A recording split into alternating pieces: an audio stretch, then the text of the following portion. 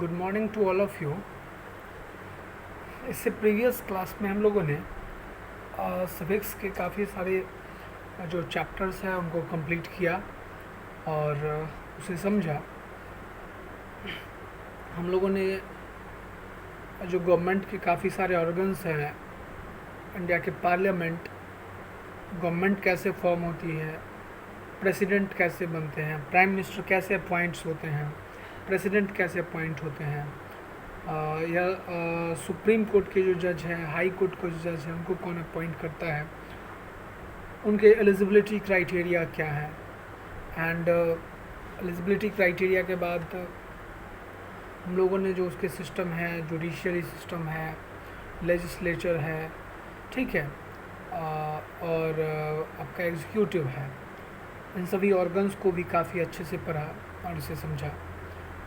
And finally हम लोग civics के 3-4 चैप्टर्स को कर चुके हैं। तो आज की क्लास से हम लोग हिस्ट्री के जो chapter number 20 development in arts, यानी कि जो कला के क्षेत्र में जो विकास हुआ,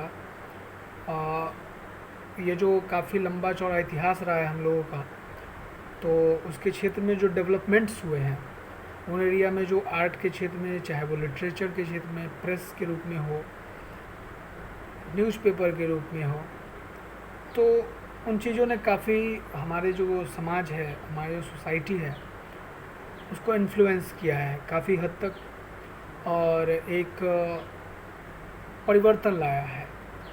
कुछ उसी के कारण काफ़ी सारे चेंजेस भी आए हैं और उन्हीं सारे चेंजेस के बावजूद, काफ़ी सारे संघर्ष के बावजूद हम लोग यहाँ पे हैं।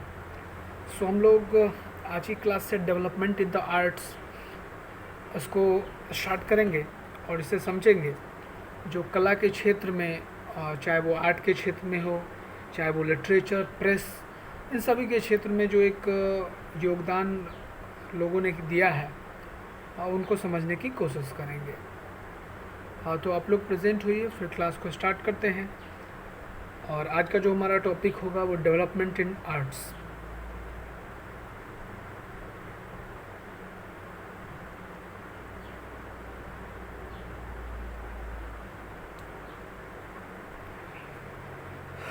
तो डेवलपमेंट इन आर्ट्स इसको समझते हैं।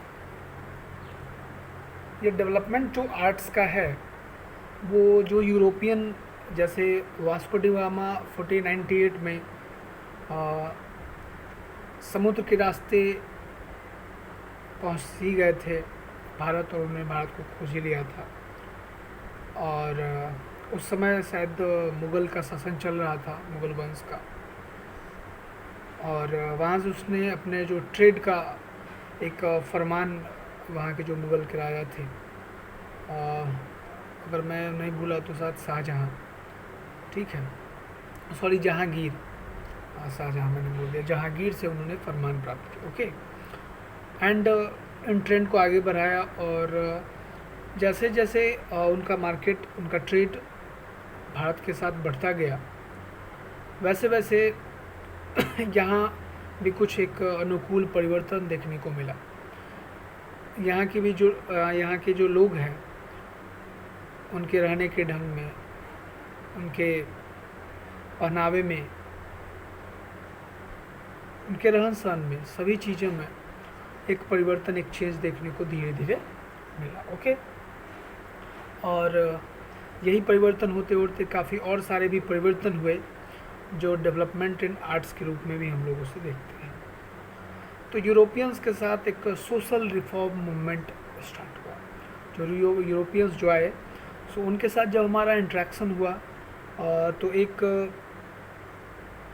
रिफॉर्म स्टार्ट हुआ, एक सुधार स्टार्ट हुआ। This gave rise to a new trend in literature, और लिटरेचर के क्षेत्र में, साहित्य के क्षेत्र में एक अनुकूल परिवर्तन आप बोल सकते हैं जो होना स्टार्ट हुआ। And this trend were influence by contemporary events, और जो ये घटनाएं हो रही थी, जो हमारा जो यूरोपियन जो देश थे, उनके साथ जो हमारा ट्रेड हो रहा था, तो उनका सामान यहाँ आता था, और वो बाद में तो वो यहाँ से तो वो सामान ले जाया करते थे, वो मसाला ले जाया करते थे, मसलिन है, काफ़ी सारे प्रोडक्ट्स हैं जो यहाँ से वो ले जाया करते थे और काफ़ी सारे मुनाफों पर वहाँ वो बेचते थे। धीरे धीरे धीरे धीरे ये ट्रेंड चलता रहा और हम लोगों ने उनके रहन सहन को भी अडॉप्ट किया और अडॉप्ट करते करते जो ये इवेंट्स हैं उनके द्वारा हम लोग काफ़ी इन्फ्लुएंस भी हुए। सो अगर हम बात करें तो जो सबसे फर्स्ट अगर रिफॉर्म की बात करते हैं तो वो प्रिंटिंग एंड पब्लिशिंग के क्षेत्र में। तो क्या क्या एक अब रिफॉर्म हुआ वो हम लोग अब समझते हैं। तो the Europeans introduce the printing press in India. जो यूरोपियंस थे उन्होंने ही प्रिंटिंग प्रेस का, जो भी हम लोग प्रिंट आउट करते हैं किसी भी ऑब्जेक्ट का सेम एज कॉपी जो निकालते हैं, वो प्रिंटिंग प्रेस का जो इंट्रोड्यूस है वो यूरोपियंस ने ही कराया इंडिया में। इन 16th सेंचुरी 16वीं शताब्दी में प्रिंटिंग प्रेस का, यानी कि हम लोगों ने पहली बार प्रिंटिंग प्रेस को जाना और इंडिया में वो आया। The invention of lithography by a German named Alois Senefelder. और ये एक जर्मन थे स्लेफेंडर, उन्होंने प्रिंटिंग प्रोसेस को थ्रू आउट द वर्ल्ड, पूरे विश्व में स्प्रेड किया, फैलाया। In 1825 the lithographic process was brought to India with establishment of Asiatic lithographic presses। Lithographic वही जो लिटरेचर जैसे प्रेस के रूप में हम लोगों के पास आया, ठीक है। Just a second.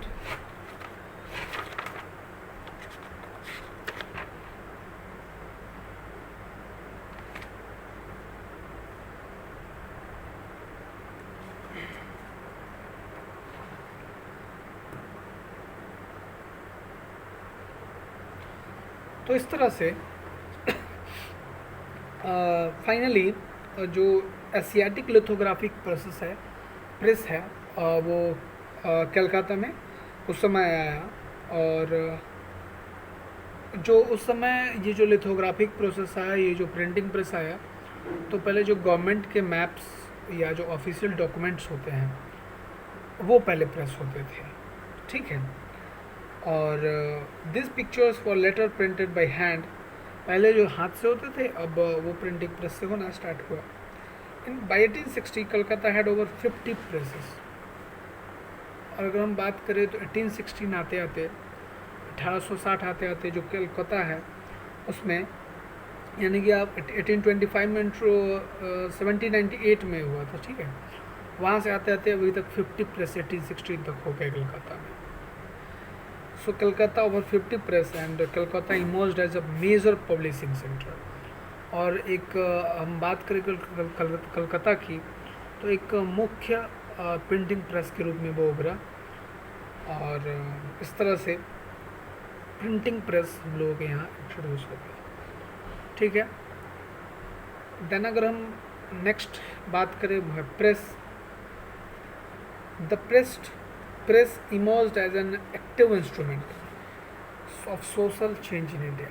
जो प्रेस है, जो छपता है, वो एक तरह से एक्टिव इंस्ट्रूमेंट की तरह, यानी कि हथियार की तरह, जैसे हम लोग एक पेन को भी हथियार की तरह इस्तेमाल कर सकते हैं जब ज़रूरत पड़े तो वैसे ही एक प्रेस जो है वो एक माध्यम था, एक मीडियम था, जिससे जो सोशल रिफॉर्मर्स थे वो उनके एक वेपन की तरह यूज करता था। यानी कि कोई भी अगर सूचना इन्फॉर्मेशन स्प्रेड करना है तो वो उनके माध्यम से पूरे जो समाज है, सोसाइटी है, उसमें वो उनको फैलाते थे।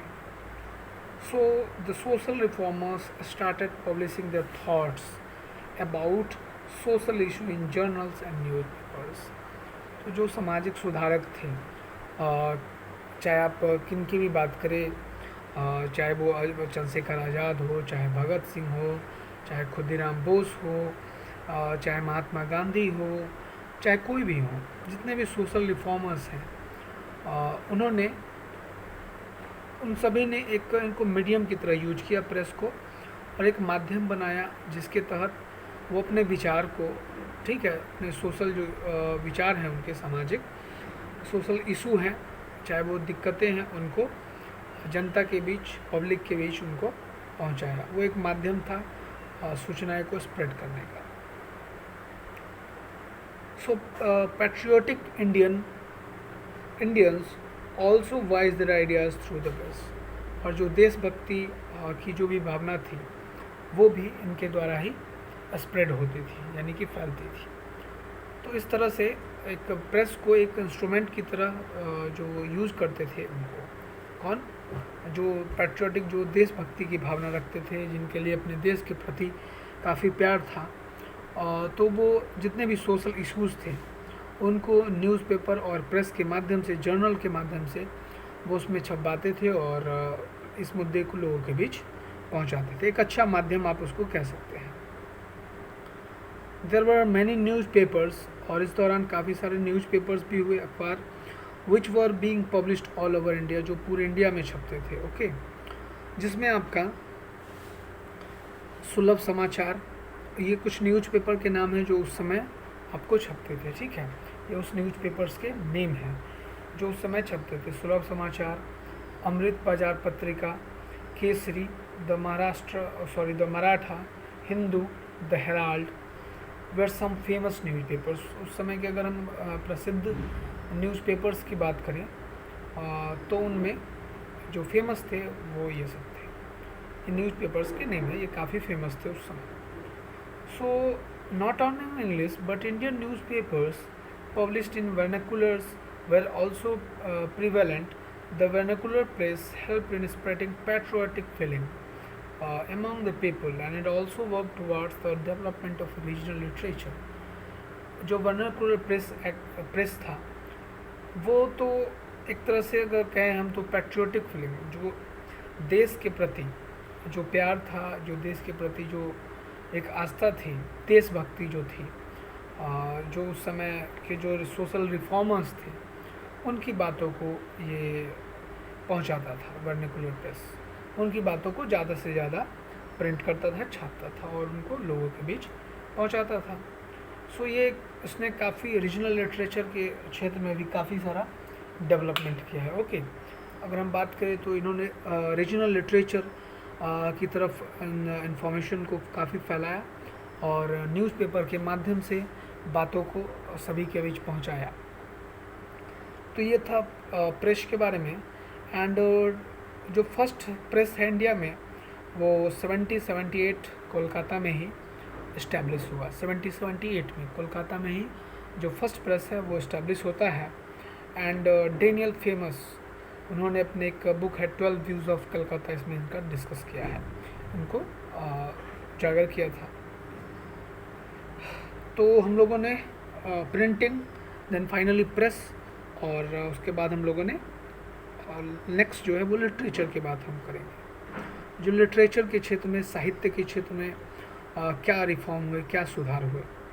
तो ट्रेडिशनली अगर हम बात करें तो इंडियन लिटरेचर जो है वो फोकस है रिलीजियस एंड माइथोलॉजिकल थीम्स पे, यानी कि जो पौराणिक कथाएं हैं आपकी, जैसे माइथोलॉजिकल मीन्स हो गया जैसे महाभारत, रामायण, कुरान, ठीक है, जो माइथोलॉजिकल है, पौराणिक कथाएं हैं, उन पे बेस्ड हो गया। ठीक है, यानी कि जिनमें कहानियों का जिक्र किया गया है जो ऐसे ऐसे हुआ। तो focused on religious mythological themes mostly in the form of verses and songs, जिसमें जो गाने वगैरह श्लोक के रूप में होता है, तो इस पे वो आधारित था। Around the 19th century there was a major change in this literature tradition, और 19th सेंचुरी में एक बदलाव आता है लिटरेचर के क्षेत्र में, और अराउंड मेजर चेंज एक देखने को मिलता है, और new subject and theme became increasingly popular, और एक नया सब्जेक्ट प्रसिद्ध होता है, पॉपुलर हो जाता है। The daily problems of the people were depicted by the poets in their versus, और जो लोगों की जो रोज़ की समस्याएं हैं वो एक पोएम के माध्यम से, एक कविता के माध्यम से लोग पहुंचाते थे। So besides poetry, prose writing also very common. Prose और पोएट्री तो होता ही था, लोग कविताओं के माध्यम से और ये लिख लिख के अपना जो बातें हैं उनको वो स्प्रेड करते थे, पहुंचाते थे, फैलाते थे। लेकिन इन सबों के बावजूद राइटिंग जो है एक काफ़ी कॉमन कह सकते हैं, सामान्य जो सभी करते थे, वो एक सिचुएशन था, वो सभी करते थे राइटिंग का काम। So the language use in literary works became simpler then before. तो ये जो अब लैंग्वेज है, पहले थोड़ा काफ़ी कह सकते हैं जो पढ़ने में डिफ़िकल्ट होता था, अब वो धीरे धीरे कॉमन होने लगा और जो आम लोग हैं उसे आसानी से वो पढ़ने लगे। New form of prose like novels, short stories, drama इससे were written and became popular among the readers. और जो रीडर्स हैं उनके बीच ये प्रोज पोएट्री या ड्रामा हो, जो लिखा हुआ राइटिंग है, वो सभी एक तरह से कॉमन चीज़ होने लगा। और इस तरह से लिटरेचर का भी काफ़ी विकास हुआ उस क्षेत्र में। एंड जो नेक्स्ट अगर हम बात करें तो वो है ऑथर्स एंड देयर वर्कर्स। जो ऑथर्स थे, अब इन जो बुक को लिखते थे, उनके बारे में उन्होंने भी काफ़ी सारा रिफॉर्म किया है। उन्हीं से ये रिफॉर्म आया है आर्ट एंड लिटरेचर के क्षेत्र में। और काफ़ी बड़े बड़े रिफॉर्मर्स और 19th सेंचुरी में हुए, और जिनके नाम आप सुनेंगे, जैसे मुंशी प्रेमचंद, भारतेंदु हरिश्चंद्र, आपको मोहम्मद इकबाल हैं, रविंद्रनाथ टैगोर हैं, बंकिम चंद्र चटर्जी, शरद चंद्र चट्टोपाध्याय और सज्जन चटर्जी हैं, माइकल मधुसूदन दत्त हैं। ये सभी फेमस ऑथर्स हुए उस समय के 19th सेंचुरी के। इन्होंने काफ़ी सारा जो है वो बुक लिखा और इन्होंने अपने वर्क पे काफ़ी ध्यान दिया, और जिसके कारण लिटरेचर वगैरह के क्षेत्र में काफ़ी रिफॉर्म आया, काफ़ी सुधार आया। So the literature of this period was influenced by the freedom struggle and social reforms. जो हम लोग आज़ादी के लिए जो स्ट्रगल कर रहे थे, यानी कि लड़ाई लड़ रहे थे, जो स्ट्रगल कर रहे थे, काफ़ी दिक्कतों का सामना करना पड़ रहा था, समाज में सुधार की ज़रूरत थी, सोशल रिफॉर्म्स की ज़रूरत थी। एंड ये सभी चीज़ें उस समय के जो बुक्स होते थे उनमें आपको देखने को मिलेगा। So in turn the literature promoted nationalism among the people influenced by the freedom struggle। और उस समय जो राष्ट्र के प्रति भावना थी, लोगों को देश के प्रति जो प्यार था, नेशनलिज्म था, ठीक है, love of country, of our country, जो हमारे देश के प्रति जो प्यार था, जो उन लोगों के बीच भी था, वो काफ़ी इन्फ्लुएंस्ड हुआ और फ्रीडम स्ट्रगल में इसने काफ़ी योगदान दिया। यानी कि पैट्रियोटिक फीलिंग, देशभक्ति आप कह सकते हैं। And some great writers, regional language, अपने अपने क्षेत्र में अपने अपने जो भाषा है उसमें काफ़ी सारे फेमस राइटर्स भी हुए, जिन्होंने काफ़ी अच्छे अच्छे बुक्स को प्रकाशित किया। So Munshi Premchand who wrote in Hindi and Urdu and he addressed social issue in simple language. तो मुंशी प्रेमचंद का नाम सामने आता है, और उन्होंने हिंदी और उर्दू दोनों ही लैंग्वेज में काफ़ी सोशल इशू को उजागर किया, काफ़ी उनको दिखाया जो समाज में ये परिवर्तन लाना जरूरी है। अगर हम बात करें भारतेंदु हरिश्चंद्र की, who also enriched in Hindi literature, साहित्य में हिंदी में उनका भी नाम काफ़ी ज़ोरों शोरों से लिया जाता है, और उन्होंने भी काफ़ी सारे बुक्स को लिखा। Mohammad Iqbal who wrote in Urdu, in Bengal में आपको रविंद्रनाथ टैगोर हैं, बंकिम चंद्र चटर्जी हैं, शरद चंद्र चटर्जी थे। उन्होंने काफ़ी सारे सोशल इश्यूज़ पर, सोशल एंड पॉलिटिकल इश्यूज़ पर काफ़ी सारे बुक्स को लिखा और समाज में एक अनुकूल परिवर्तन भी लाया। और फ़कीर मोहम्मद सेनापति हैं, केशव दत्त हैं, हेमचंद्र बरुआ हैं, ओके, बहुत सारे फेमस राइटर्स उस समय हुए। And the writing of all the people during this period arose the spirit of patriotism among the masses and inspired the people.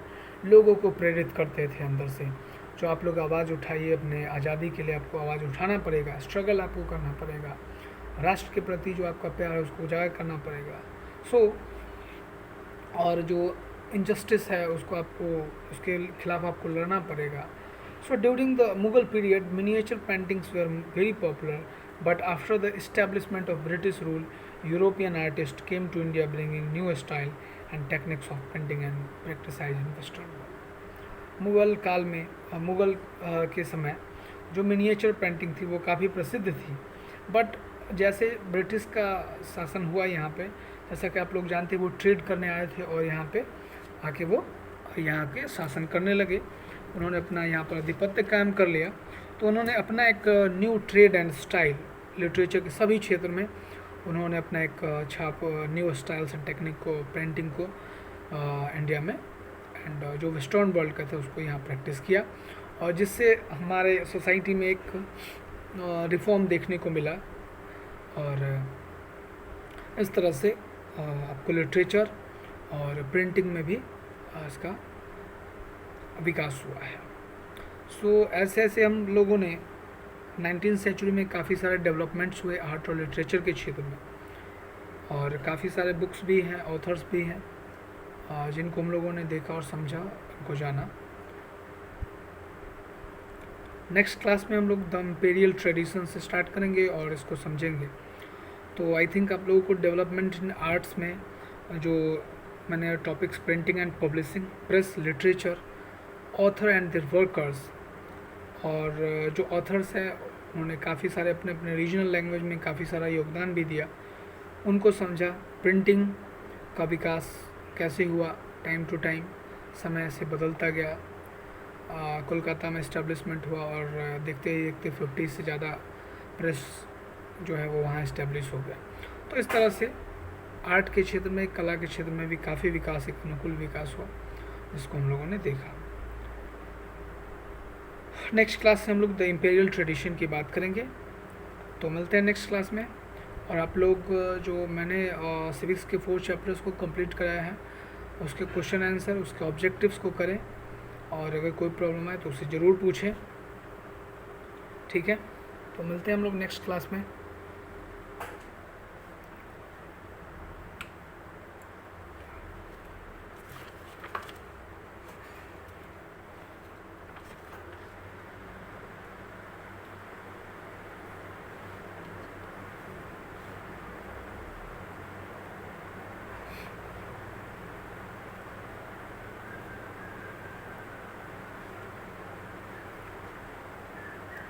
And विजिटा facts में कुछ हैं। जो फर्स्ट आपका प्रेस जो है वो 1778 में कलकत्ता में हुआ। Rabindranath Tagore won the Nobel prize for literature in 1930। For Gitanjali को उनको लिए नोबेल पुरस्कार भी मिला 1913 में। Bankim Chandra Chatterjee and Anand Math was an inspiring novel about India's freedom struggle. और जो इंडिया का फ्रीडम स्ट्रगल है उनके बारे में बंकिम चंद्र चटर्जी ने अपने आनंद मठ में काफ़ी सारे अच्छे से उसको एक्सप्लेन भी किया है। और ये song compose by Rabindranath Tagore became our national anthem, हमारा राष्ट्रीय गान भी बना। And the song compose by Bankim Chandra Chatterjee Vande Mataram become a national song for the independence, और स्वतंत्रता दिवस पर जैसा कि हम लोग वंदे मातरम भी गाते हैं। तो इस तरह से जो विजिटा फैक्ट्स है उनको भी आप लोग एक बार देख लीजिएगा। तो मिलते हैं हम लोग नेक्स्ट क्लास में। Thank you.